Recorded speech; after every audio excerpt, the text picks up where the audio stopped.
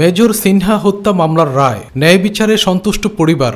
আদালতে মেজর সিনহার বোন বললেন, হত্যাকাণ্ডের ১৭৬৬ দিন পার হয়েছে, রায় দ্রুত কার্যকর হোক।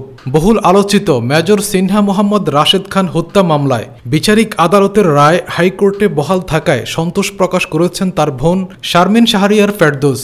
তিনি এই রায়কে ঐতিহাসিক আখ্যা দিয়ে বলেছেন, আমরা এই রায়ে সন্তুষ্ট, তবে চাই আইনি প্রক্রিয়া শেষে দ্রুত যেন রায়টি কার্যকর করা হয়। সোমবার হাইকোর্টের রায় ঘোষণার পর সাংবাদিকদের প্রশ্নের জবাবে এসব কথা বলেন তিনি।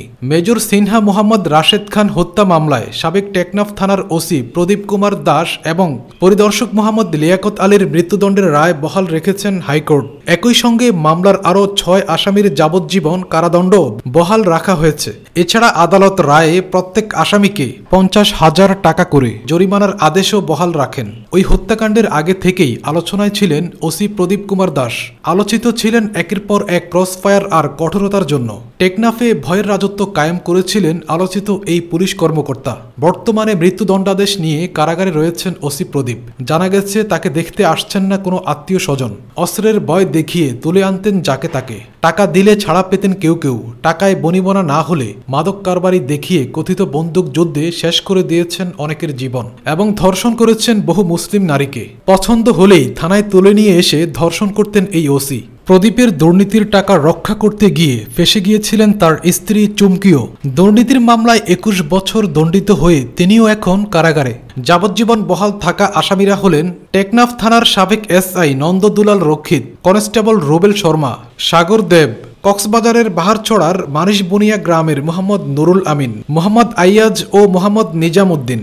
আসামিদের আপিল খারিজ করে সকাল ১০টা ৫৫ বিচারপতি মোহাম্মদ মোস্তাফিজুর রহমান ও বিচারপতি মোহাম্মদ সগির হোসেনের হাইকোর্ট বেঞ্চ এই রায় ঘোষণা করেন। বেঞ্চের জ্যেষ্ঠ বিচারপতি মোহাম্মদ মোস্তাফিজুর রহমান রায়ের মূল অংশ পাঠ করে শোনান। রাষ্ট্রপক্ষে আদালতে উপস্থিত ছিলেন attorney general Mohammad Asaduzzaman, deputy attorney general Shamima Dipti, deputy attorney general Jasim Sarkar এবং সহকারী attorney general barrister Sumaiya Aziz ও লাবনী আক্তার। শুনানিকালে আদালতে উপস্থিত ছিলেন নিহত মেজর সিনহার বোন শারমিনা শাহরিয়ার ফেরদৌস এবং কয়েকজন সাবেক সেনা কর্মকর্তা। উল্লেখ্য, ২০২০ সালের ৩১ জুলাই রাত ৯:৩০টার দিকে কক্সবাজার টেকনাফ মেরিন ড্রাইভ সড়কের শামলাপুর তল্লাশি চৌকিতে পুলিশের গুলিতে নিহত হন মেজর অবসরপ্রাপ্ত সিনহা মোহাম্মদ রাশেদ খান।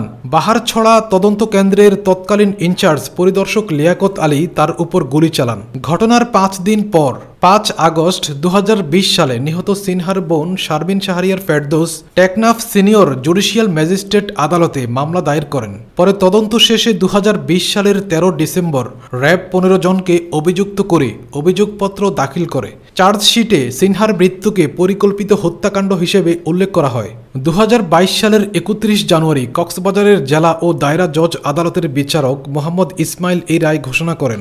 রায়ে ওসি প্রদীপ কুমার দাস ও পরিদর্শক মোহাম্মদ লিয়াকত আলীকে মৃত্যুদণ্ড এবং টেকনাফ থানার এসআই নন্দদুলাল রক্ষিত এবং কনস্টেবল রুবেল শর্মা ও সাগর দেবকে যাবজ্জীবন কারাদণ্ড দেওয়া হয়। এছাড়া কক্সবাজারের বাহারছড়ার মারিশবুনিয়া গ্রামের মোহাম্মদ নুরুল আমিন, মোহাম্মদ আইয়াজ ও মোহাম্মদ নিজামুদ্দিনকে যাবজ্জীবন কারাদণ্ড দেওয়া হয়। বাকি ৭ আসামি খালাস পান। পরে মৃত্যুদণ্ড নিশ্চিতকরণে ডেথ রেফারেন্স হাইকোর্টে আসে। কারাগারে থাকা দণ্ডিত আসামিরা আপিল করেন।